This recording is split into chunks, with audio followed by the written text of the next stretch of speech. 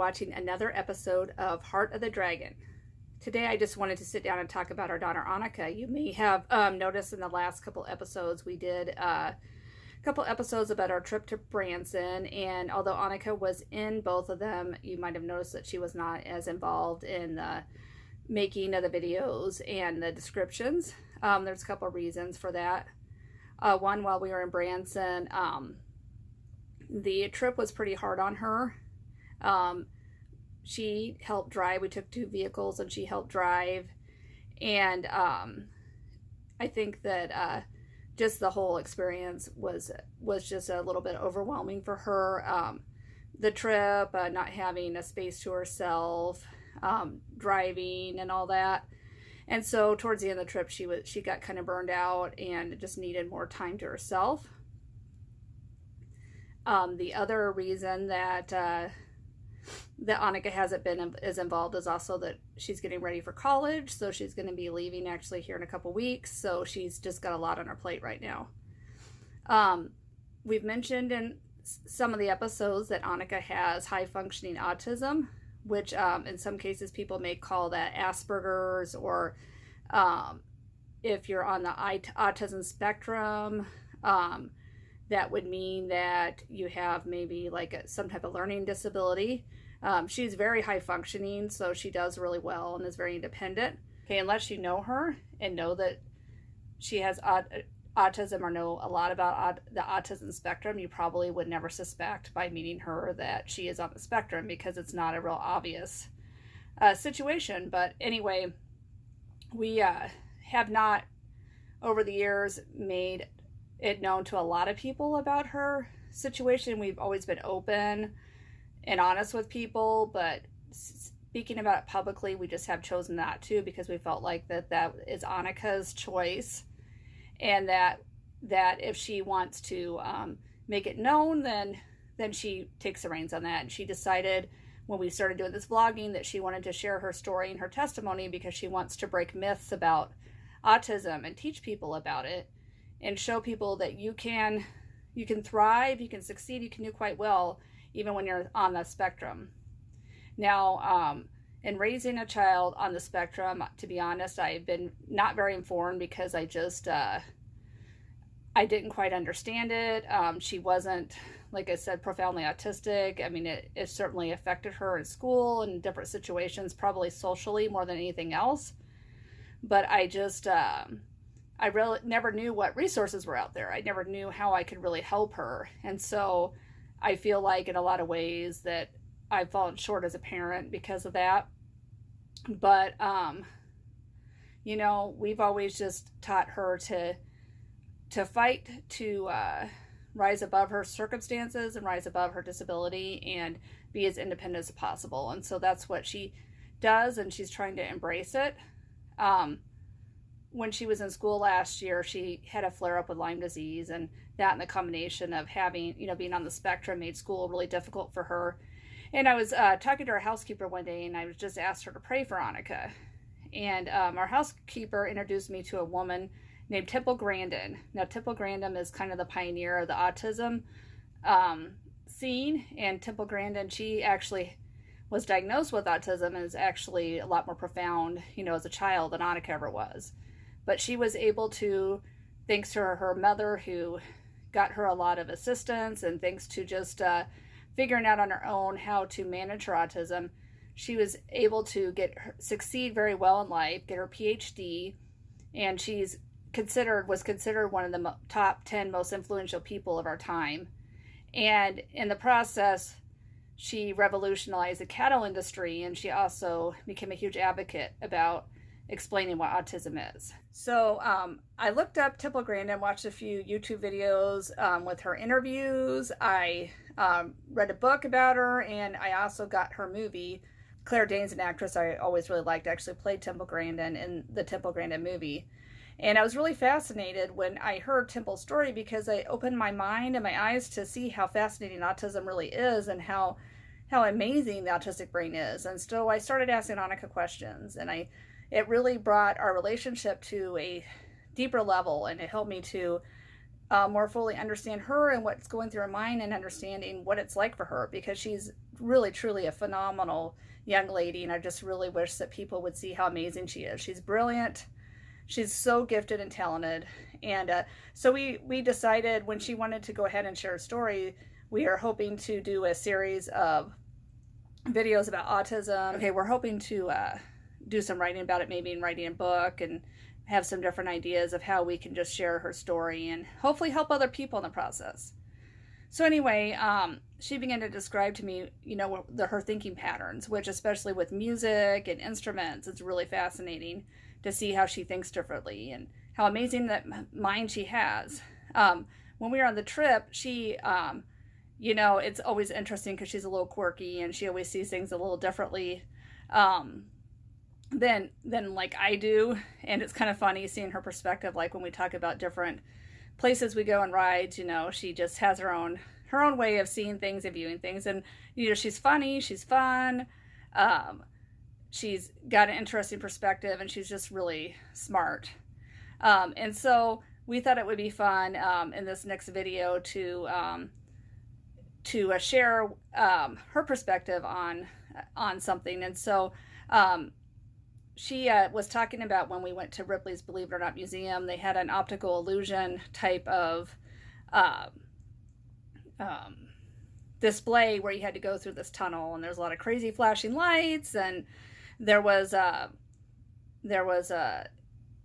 it made you feel kind of dizzy and the room crooked. And so you know, my husband Mel was saying, oh, Annika, you got to go through this, and her little brother was teasing her about it and stuff. So anyway, she went through it, and it was kind of funny to see the way she reacted. So she was like, oh, okay.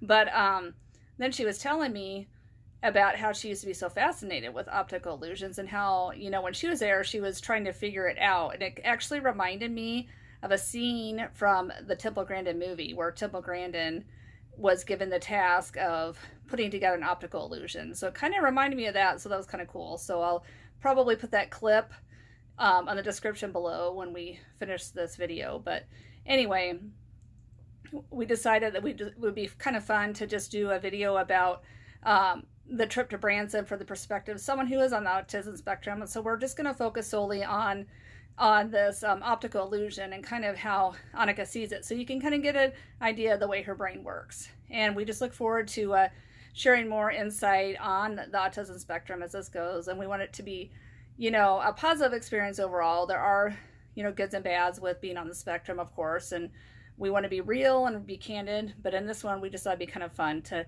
get an idea of the way Annika's mind works. So in this video, I'm just going to show you a couple clips of her experience with the optical illusion. So anyway, I hope you enjoy watching our show. Thank you.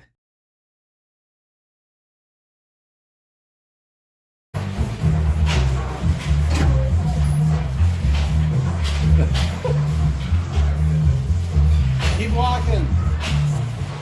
Uh-oh, watch it, watch it.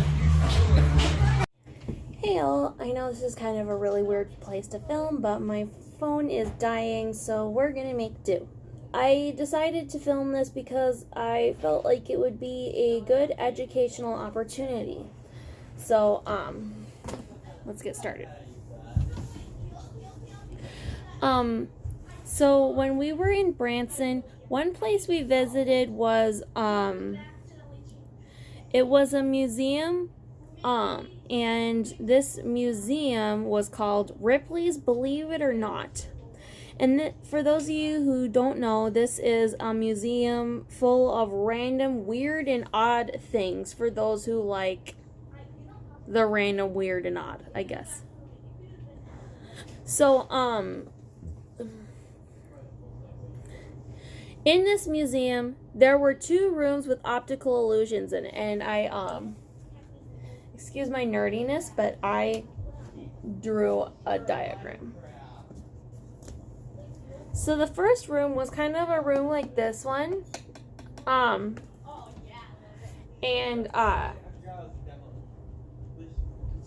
it was a room, and it had blue walls and windows, and it had like a little shelf type deal right there, and a pool table here. So it seems like a normal room, but it wasn't. So please excuse my trashy drawing skills, but I am terrible at drawing, so you're going to have to bear with me. So this room had a floor that was slanted at about a 15 to 20 degree angle. Like, not slanted enough that you're going to fall down like the slant I drew here, but enough that it was noticeable. And the ceiling, I didn't really get it in this drawing here, but the ceiling was kind of slanted like this, if that makes sense. And then you had the shelf, which was, which appeared to be like nice and straight. It's just, you know, it had to like form fit with the slanted floor. And then the pool table, when you first came across the pool table, it seemed to be a normal height, but the pool table was actually slanted in the opposite direction that the floor was and slanted up. These things that I have listed gave the room the appearance that when you first came in, you were walking into a normal room, but the further you walked in, the bigger the room got. And they literally, because of this, they had to have a sign up front at the entrance saying that this may cause some disorientation. Because the room it had distorted dimensions. Now, the second room, kind of a strange room at that, but, so it was a room with, these two lines, it's a bridge. And it was surrounded by, the circle is supposed to be a tunnel, mind you. It was surrounded by a spinning tunnel, and it was purple and covered in flashing lights. So Mom was not able to go in there. So your instructions were simply to cross the bridge and walk through the tunnels to the other side. However, because of the spinning tunnel, you were given the illusion that as you were walking in, that you were, as you stand vertically, you were spinning like this. If you can imagine it in proportion with me. So, and you were supposed to, while your body is doing this, cross the bridge to the other side. Now, this was considered such a daunting task that there was literally a coward's bypass for those who could not take it, because it caused so much issues with dizziness and disorientation. And so my dad and little brother went through it first before inviting me to come check it out. Apparently my 9-year-old brother did not make it very far before he had to chicken out, and it took my dad a pretty long while to get through it.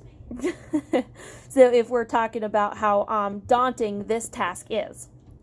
Now, I am a person who absolutely hates confrontations with people, and any task I will do, I will literally take long detours to avoid getting close to people and having to interact with them. It is just an issue that I face. I feel bad because I feel like some people might be like, oh, she doesn't like me, why doesn't she like me, blah, blah, blah. No, I don't like you, I just don't like the fact that you are a person. And that's the best way I can put it. So anyway, so I'm standing here and I'm watching people going in there, and I watched a group of 2 or 3, and it took them 5 minutes to make it through. I watched another group of 4 people who made it through, and they stood in there for like 2 minutes before chickening out. Here's the thing though, I went through no problem. I actually walked through that room 3 or 4 times. And I didn't think much of it. And here's why. So the reason that you feel like you are spinning is because of this spinning tube with with the flashing lights. The flashing lights and the spinning tube give you the illusion that you are spinning with it. It makes you feel like you are spinning with it. In reality, you are crossing a bridge on very firm footing. Yes, they made the bridge nice and firm. You are walking through on a bridge with very firm footing with a spinning tube around you. You are not spinning. There is nothing going on. You are simply crossing a bridge. But because of the tube and flashing lights, you're given the illusion that you're spinning, so it makes you really dizzy and disoriented as you cross through it. So because I knew this, I almost thought it was boring. And really, I feel really bad for admitting this, but the only enjoyment that I really got from this experience was watching people flail through it and make themselves look like fools. I'm sorry, call me an evil person, but it's true. I enjoy watching that stuff. I don't know why. I just do. So, the question is, why did I decide to film a video as to why I disliked these optical illusion rooms that everybody loves? And why did I just film a video giving you a very detailed description of what these illusions are and why they seem the way they seem? The answer is quite simple. When I was younger, I had a special interest, or what I like to jokingly refer to as an autistic obsession with optical illusions. I spent hours and hours analyzing optical illusions, and I got a really good idea of how most of them worked. There was one that I never quite mastered, but the one thing I do know is it's just in the manner in which this drawing was made. Now, bear with me, this looks nothing like what I'm trying to tell me, but use your imagination. Imagine that these squiggly lines are stairs, and imagine people walking around the stairs. And the illusion was, as no matter how far you walk on the stairs, you are always walking up. And there's like no place where it like stops and starts going down or anything like that. You could walk forever and ever and ever and ever and ever and ever and ever. And now I messed up my picture, but anyway, and you'd still be walking up the stairs in this drawing. And obviously it's probably just in the way it was built, or it was drawn. I never quite mastered this, but this was the only one that I never quite figured out. So, what is a special interest?